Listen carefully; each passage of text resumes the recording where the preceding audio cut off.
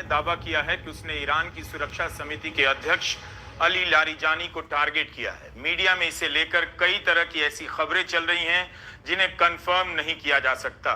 Israel ने दावा किया है कि उसने अली लारिजानी को मार दिया है।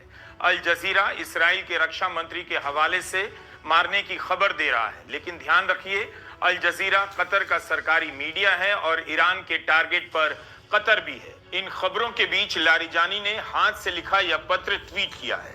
इसमें 17 मार्च को नौसेना के शहीदों के जनाजे के बारे में एक नोट है और उनके लिए दुआ मांगी गई है। तो क्या लारिजानी हाथ से लिखे पत्र से बताना चाह रहे हैं उन्हें कुछ नहीं हुआ? उनके पास भी एक मौका है कि प्रेस के सामने आकर इन खबरों का खंडन कर दें। जैसे कुछ दिन पहले लारिजानी तेहरान की सड़कों पर मार्च करने लगे, दिखाने के लिए कि उन्हें इसराइल और अमेरिका के हमले का अब कोई डर नहीं। अली लारिजानी कह चुके हैं कि ईरान अपना हमला तब तक जारी रखेगा जब तक अमेरिका को अपनी गलती का एहसास नहीं हो जाता। इसराइल ने एक और दावा किया है। ईरान की सेना IRGC की ग्राउंड यूनिट बासिज के कमांडर गुलाम रजा सुलेमानी की हत्या कर दी गई है। सुलेमानी भी ईरान के अधिकारियों में खामेनेई के बाद टॉप माने जाते हैं। जिस दौरान मीडिया में यह खबरें रिपोर्ट हो रही थीं, उसी बीच इसराइल के प्रधानमंत्री के ट्विटर हैंडल से यह तस्वीर जारी की गई कि नेतन्याहू फोन से ईरान के टॉप अधिकारियों को मारने के आदेश दे रहे हैं। हो सकता है मनोवैज्ञानिक दबाव बनाने की कोशिश हो, फोन पर मारने के आदेश दे रहे हैं। तो इसी फोन से नेतन्याहू स्ट्रेट ऑफ होर्मुज से तेल भरे जहाजों के गुजरने का आदेश क्यों नहीं दे देते? ईरान ने सुलेमानी और लारिजानी को लेकर कोई पुष्टि नहीं की। इस युद्ध में साफ हो गया कि ईरान की टॉप लीडरशिप को टारगेट करने के बाद भी उसके जवाब देने की क्षमता में कोई असर नहीं होता, कोई बदलाव नहीं होता।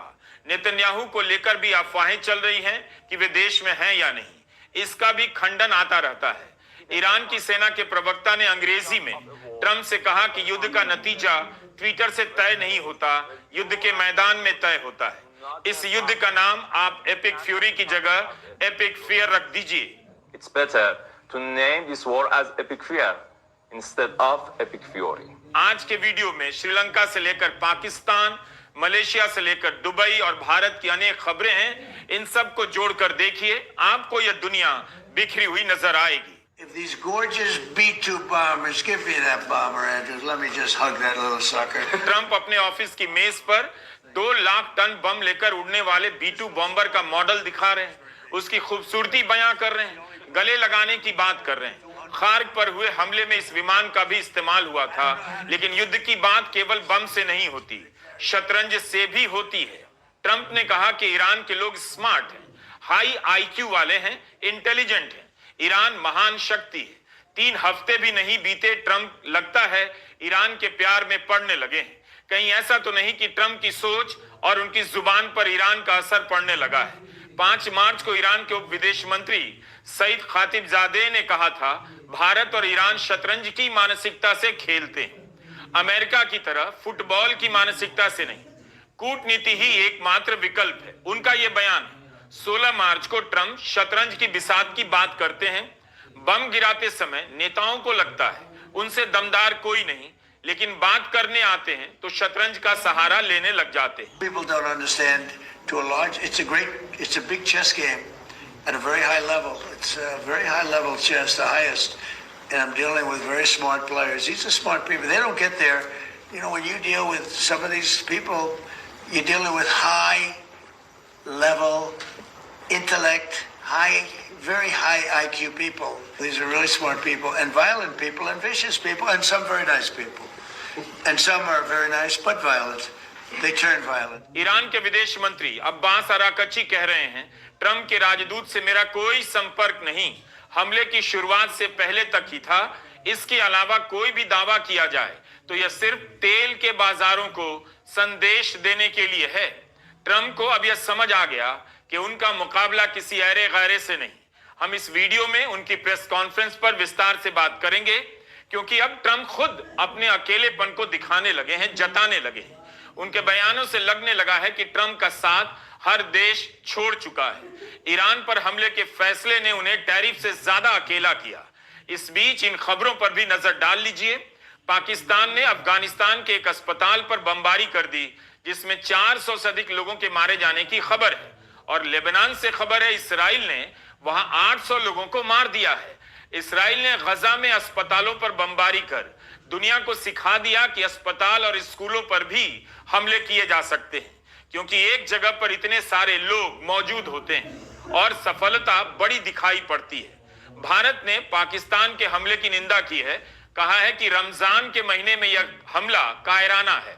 लेकिन रमजान के महीने में ईरान पर अमेरिका, इसराइल ने हमला किया। भारत ने इस हमले की निंदा नहीं की। कांग्रेस ने इस पर सवाल उठाया है। इराक की राजधानी बगदाद में अमेरिका के दूतावास पर 5 ड्रोन के गिरने की खबर आई। बताया जा रहा है कि इस पूरे इलाके में अमेरिका के दूतावासों पर यह सबसे बड़ा हमला हो सकता है। इराक ने इसे आतंकवादी हमला कहा है। ताइवान कह रहा है उसके आसपास अचानक से चीन के लड़ाकू विमानों ने उड़ना शुरू कर दिया है। श्रीलंका ने अपने ऊर्जा संसाधनों को बचाने के लिए कहा है 7 दिनों में 4 दिन ही काम करने होंगे, 3 दिनों की छुट्टी। मलेशिया ने ट्रंप के साथ टैरिफ के करार को रद्द कर दिया। अमेरिका के सुप्रीम कोर्ट ने टैरिफ को अवैध कहा था। मलेशिया ने कहा इस फैसले के बाद इस ट्रेड डील का कोई मतलब नहीं। मलेशिया कैसे हिम्मत कर गया डील को रद्द करने की, भारत के संदर्भ में सवाल पूछा जा रहा है। क्या भारत को भी डील रद्द कर देनी चाहिए?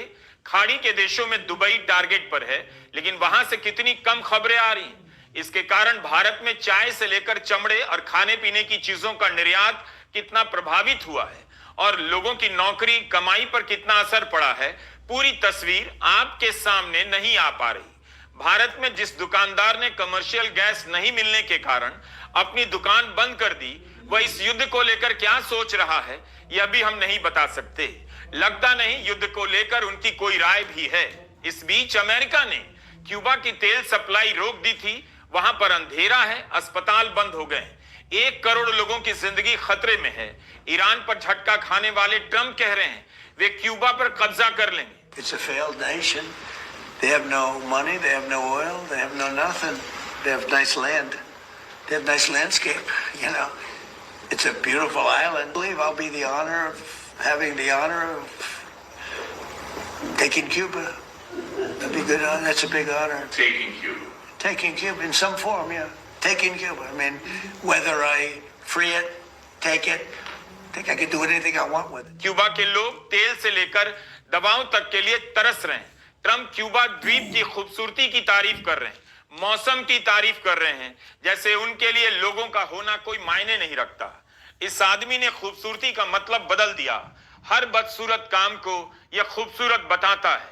पोप लियो ने कहा पत्रकारों को उनकी नजरों से रिपोर्ट करनी चाहिए जो इस युद्ध में मारे जा रहे हैं, घायल हो रहे हैं।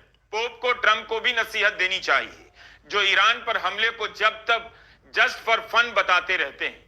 पोप लियो ने युद्ध की निंदा की है, कहा है कि हिंसा कभी भी इंसाफ और शांति का रास्ता नहीं खोलती। उन्होंने कहा कि मैं हमले के लिए जिम्मेदार लोगों से सीज फायर की अपील करता हूं, लेकिन इन अच्छी बातों को कौन सुन रहा है? आप युद्ध की रिपोर्टिंग देखिए, बम कहां गिर रहा है, किस पर गिर रहा है, मरने वाले कौन हैं, यह सब गायब है। युद्ध की रिपोर्टिंग केवल बयानों और स्ट्रेटेजिक एनालिसिस में ही सिमट गई है। युद्ध का विनाश नहीं दिख रहा।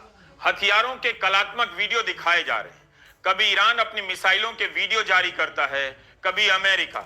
इनसे होने वाले विनाश की तस्वीर आपको मुश्किल से दिखती है। जो पत्रकार बिना गूगल मैप के अपने शहर के दूसरे मोहल्ले में नहीं जा सकते, वो ग्राउंड पर जाकर जियो पॉलिटिक्स समझा रहे हैं। बस उन्होंने जियो पॉलिटिक्स का सारा मुहावरा अमेरिका और इसराइल से ले लिया है। ईरान के भूगोल की भनक तो अब लगी जब ईरान ने अमेरिका और उसके सहयोगी देशों के लिए होर्मुज का रास्ता रोक दिया, तबाही मच गई। आज 17 मार्च है, 28 फरवरी को ईरान पर हमला हुआ था। स्ट्रेट ऑफ होर्मुज से भारत के 2 जहाज आ गए, लेकिन किन शर्तों के बदले इन जहाजों को होर्मुज से गुजरने की अनुमति दी गई, इसे लेकर सवाल उठ रहे हैं। फरवरी महीने में अमेरिका से डील का फ्रेमवर्क तय होने के बाद भारत ने ईरान के 3 जहाजों को जब्त किया था। रॉयटर्स की हेडलाइन तो यही कहती है, ईरान ने भारत पर कोई मेहरबानी नहीं की। सौरभ शर्मा, कृष्णन दास की रिपोर्ट कहती है, फरवरी में भारत ने ईरान के 3 टैंकरों को इसलिए जब्त किया क्योंकि वो पहचान बदलकर भारत के समंदर पार करने की कोशिश में थे। अब ईरान मांग कर रहा है इन तीनों जहाजों को रिहा किया जाए। बदले में कुछ दवाओं और मेडिकल सामान की भी मांग की गई है। इस खबर पर हिंदू की पत्रकार सुहासिनी हैदर ने ट्वीट किया है कि जब इन 3 जहाजों को हिरासत में लिया गया, उस समय अमेरिका के प्रतिबंधों के चलते भारत ईरान से व्यापार और चाबहार पोर्ट पर अपना निवेश खत्म करने की तैयारी में था और रूसी तेल के आयात को कम कर खाड़ी और अमेरिका से तेल के आयात को बढ़ा रहा था। लेकिन 28 फरवरी के बाद से बहुत कुछ बदल गया है। सूत्रों ने इस खबर का खंडन किया है कि ईरान ने भारत के सामने ऐसी कोई शर्त नहीं रखी। क्या इस खबर का भी आधिकारिक रूप से खंडन नहीं किया जा सकता था? विदेश मंत्री एस जयशंकर ने फाइनेंशियल टाइम्स से कहा, ईरान ने भारत के सभी जहाजों को होर्मुज से गुजरने की अनुमति नहीं दी है। इसका मतलब है ईरान भी बार्गेन कर रहा है। अगर ईरान शर्तें नहीं रख रहा, तब फिर उसे सभी जहाजों के लिए रास्ता देने में क्या दिक्कत है? इस बीच ईरान ने उन नाविकों की तस्वीर जारी की है जो आयरिश डेना पर सवार थे और जिन्हें अमेरिका ने टारगेट किया। ईरान ने इससे पहले स्कूली बच्चियों की तस्वीर जारी की थी। इसका मतलब है ईरान अभी तक इसे नहीं भूला और बड़ी घटना मानता है। आयरिश डेना भारत का मेहमान था और यहीं से ईरान लौट रहा था। ईरान ने पाकिस्तान के जहाज को भी होर्मुज से गुजरने की अनुमति दी और विदेश मंत्री आराकची ने पाकिस्तान का शुक्रिया अदा किया। क्या ईरान ने पाकिस्तान के सभी जहाजों को होर्मुज से गुजरने की छूट दी है? इस सवाल का जवाब खोजा जाना चाहिए। यह भी कि पाकिस्तान की सीमा ईरान से लगती है, काफी लंबी सीमा लगती है। ईरान ने खाड़ी के देशों पर हमला किया मगर पाकिस्तान पर नहीं। क्या कारण हो सकता है? जबकि पाकिस्तान और सऊदी अरब के बीच सुरक्षा समझौता है, पाकिस्तान का अमेरिका के साथ संबंध अच्छा बताया जाता है। उधर फ्रांस के राष्ट्रपति मैक्रो ने ईरान के राष्ट्रपति पेजेश्कियां से बात की। इसका मतलब है फ्रांस भी अमेरिका का भरोसा छोड़ अपनी पहल करने लगा है। चीन ईरान से तेल खरीद रहा है, उसके जहाज होर्मुज से आवाजाही कर रहे हैं। ईरान ने हांगकांग को भी होर्मुज के रास्ते फारस की खाड़ी में प्रवेश करने की अनुमति दे दी है। इसे अपने आप में दुर्लभ घटना बताया जा रहा है। ईरान के विदेश मंत्रालय ने कहा कि ईरान की सेना से अनुमति लेकर इन जहाजों को परमिशन दी गई। इसका मतलब IRGC फैसला कर रही है। खाड़ी के देशों की हालत खराब हो चुकी है। इसके बाद भी खबरें छप रही हैं कि उन्हें अमेरिका से उम्मीद है कि वह ईरान को खत्म कर दे।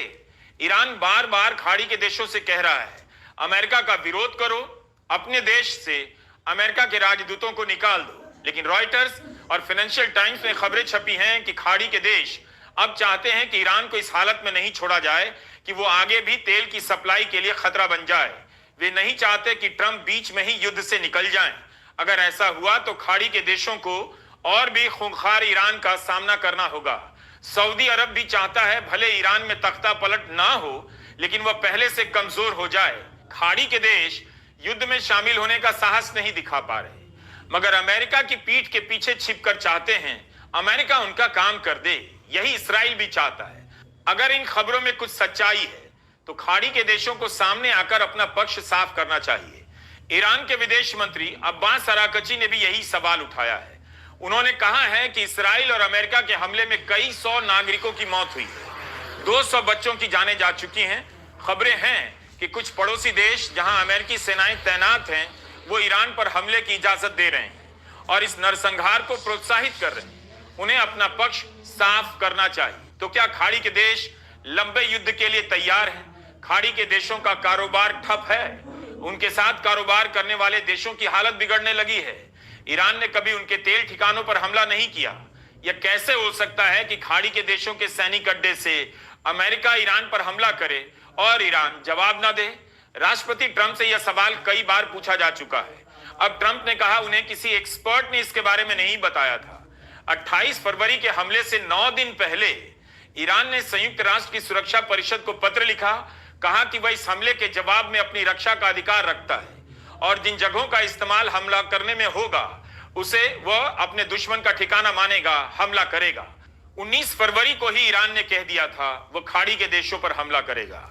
ट्रंप कैनेडी सेंटर के बोर्ड मेंबर्स की मीटिंग के दौरान ट्रंप कहते हैं वे हैरान थे, शॉक थे कि ईरान ने पड़ोसी देशों पर हमला कर दिया। उन्हें हमला नहीं करना था, लेकिन उन्होंने जवाब दिया। इससे पता चलता है कि ईरान बहुत ताकतवर है। उनके पास हजारों की संख्या में ड्रोन और मिसाइलें हैं, जिनमें से ज्यादातर को हमने खत्म कर दिया। इस पर पत्रकारों ने ट्रंप से पूछा, आप हैरान क्यों थे?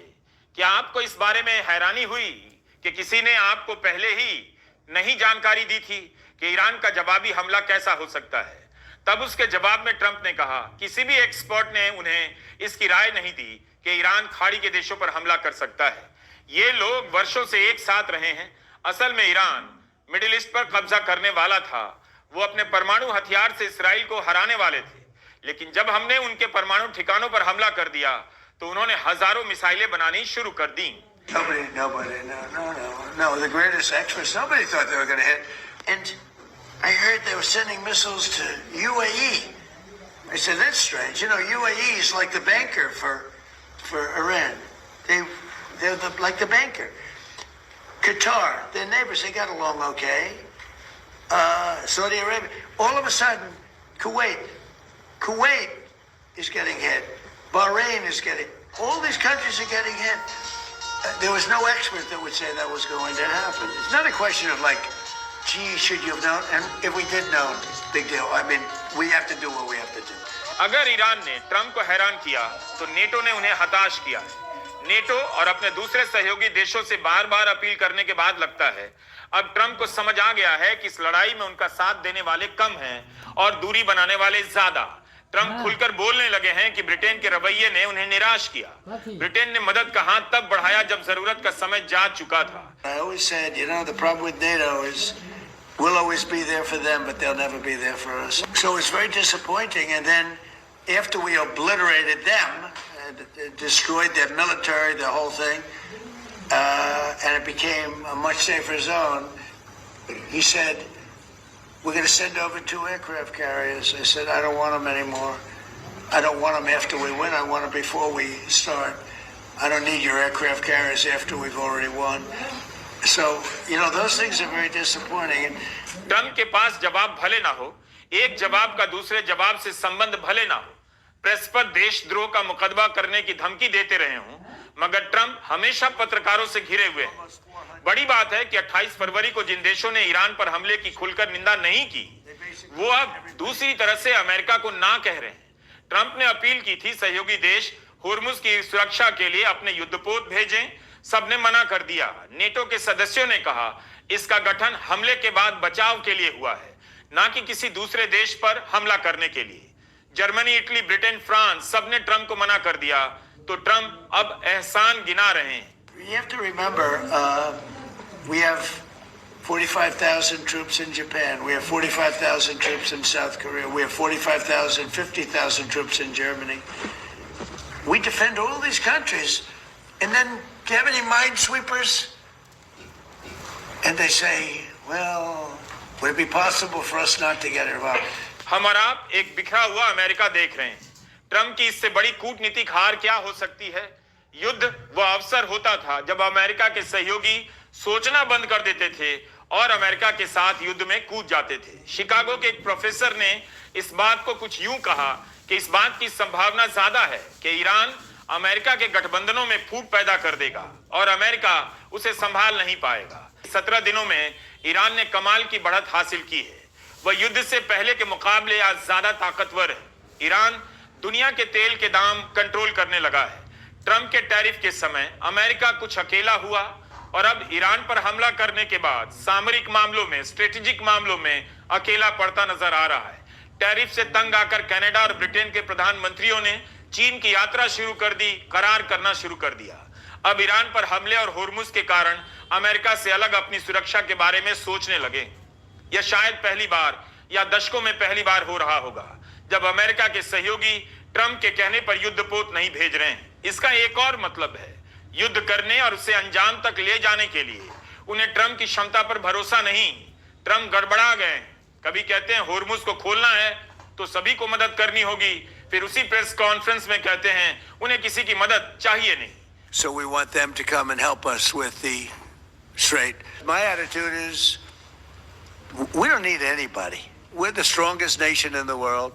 We have the strongest military by far in the world. We don't need them. If we ever needed help, they won't be there for us. I've just known that for a long period of time. Numerous countries have told me they're on the way.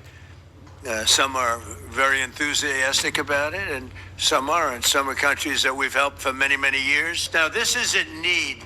Need would be one of the big boys. We need any piece of apparatus that they may have because of a situation that they have. They should be jumping to help us because we've helped them for years stay out of wars. Yeah. हमारी आसपास की दुनिया 2022 से युद्ध में घिरी हुई है। 24 फरवरी 2022 को जब रूस ने यूक्रेन पर हमला किया, तब भारत ने जाना कि हजारों बच्चे यूक्रेन में मेडिकल की पढ़ाई कर रहे हैं। 4 साल बाद 28 फरवरी को ट्रंप और नेतन्याहू ने ईरान पर हमला कर दिया। इसके बीच अक्टूबर 2023 से लेकर करीब 2 साल तक गजा पर इस्राएल ने अमेरिका की मदद से लगातार बमबारी की है। यूक्रेन युद्ध के समय ऑपरेशन गंगा आप भूल तो नहीं गए, जब मोदी सरकार ने अपने मंत्रियों को विमानों के साथ भेजा। यूपी में चुनाव हो रहे थे, प्रधानमंत्री मोदी ने बनारस में यूक्रेन से लाए गए युवाओं से मुलाकात की। इस बार ऐसा क्यों नहीं हो रहा? खाड़ी के देशों में 1 करोड़ भारतीय रहते हैं। ऐसा नहीं कि सरकार ने इस बार प्रयास नहीं किया, लेकिन यूक्रेन युद्ध के समय जिस तरह से प्रचार किया गया, वीडियो बनवाए गए, गोदी मीडिया सक्रिय था, मोदी सरकार की विदेश नीति का डंका बजाया जा रहा था। इस बार शांति क्यों है? तो क्या बदल गया? इस बार विदेश नीति की जीत के डंके क्यों नहीं बज रहे? सूत्रों से बयान क्यों दिलवाए जा रहे हैं? खंडन करने का काम सूत्र क्यों कर रहे हैं? क्या इसलिए अब गोदी मीडिया भी विदेश नीति का डंका नहीं बजा पा रहा? बजा भी रहा है तो विश्वसनीय नहीं लगता। भारत की आम जनता मोदी सरकार की विदेश नीति की कमजोरियों को अब ठीक ठीक देख चुकी है, समझ चुकी है। या सरकार का भी आत्मविश्वास अब पहले के जैसा नहीं रहा कि ऐसे बचाव अभियानों को लेकर ज्यादा प्रचार करें। इस्राएल के अखबारों में ईरान में हुए नुकसान की खबरें विस्तार से छप रही हैं, लेकिन उनके अपने देश में कितना नुकसान हुआ, इसकी जानकारी इस्राएल के अखबारों से आपको नहीं मिलेगी। ईरान की 56 ऐतिहासिक इमारतों पर हमला हुआ है। इस युद्ध को अभी तक की घटनाओं से यूं समझना चाहिए, अमेरिका को आगे कर इस्राएल पीछे चला गया। अमेरिका को कुछ हासिल नहीं हुआ, उस पर युद्ध से निकलने का दबाव बन रहा है। अमेरिका अकेला पड़ गया है। ट्रंप के समर्थक भले इस बात से खुश हों कि अमेरिका ने तेल से पैसे बना लिए, हथियार कंपनियों के शेयरों के दाम बढ़ गए, लेकिन सारी ताकत होने के बाद भी ग्लोबल लेवल पर ट्रंप लाचार और अकेले नजर आ रहे हैं। पहाड़ों और जटिल भूगोल से संपन्न देश ईरान ने आधुनिक और महंगे हथियारों से लैस अमेरिका को कंगाल कर दिया है। नमस्कार, मैं रवीश कुमार।